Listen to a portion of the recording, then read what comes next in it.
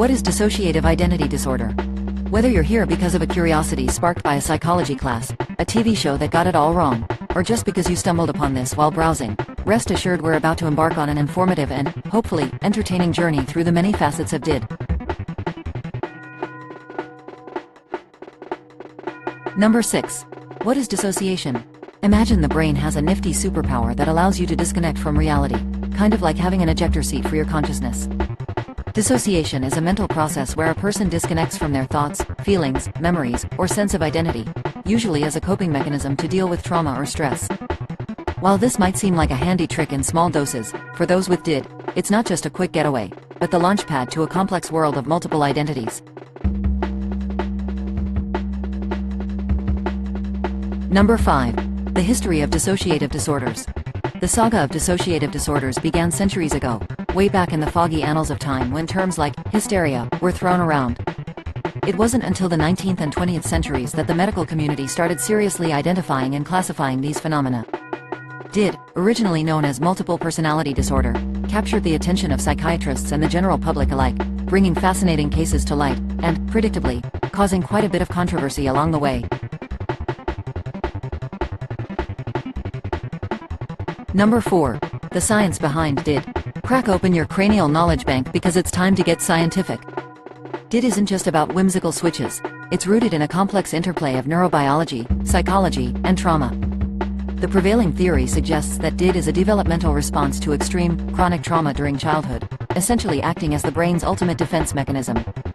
The multiple identities, or alters, are like psychological firewalls to protect the individual's core psyche from the pain. Cool, right? In a, wow, brain, you're intense, kind of way. Number 3. Diagnosis and treatment. Spoiler alert. Diagnosing DID is no walk in the park.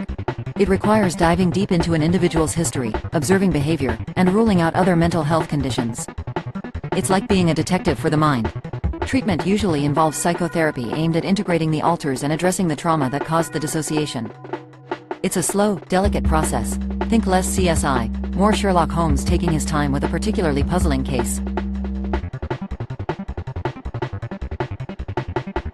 Number 2. Daily life with DID. Life with DID can be a bit like living in a soap opera written by a team of different writers, each with their own style and agenda. Everyday activities, relationships, and responsibilities are shared, and sometimes contested, among the alters, leading to a unique, and sometimes challenging, lived experience. It requires a lot of balancing, communication, and sometimes humor to navigate the shifting identities and maintain a semblance of normalcy. Number 1. Misconceptions and media myths. Hollywood loves a good DID story, but let's face it, the depiction is almost never accurate. DID is often sensationalized, portraying individuals as dangerous or completely out of control, which is far from the reality. People with DID are more likely to be victims of violence rather than perpetrators. This chapter will debunk those myths faster than you can say, split personality. And there you have it, a whirlwind tour through dissociative identity disorder. We hope this journey was as enlightening as it was entertaining. DID is a complex, often misunderstood condition, but with more awareness and education, we can all play a part in supporting those who live with it.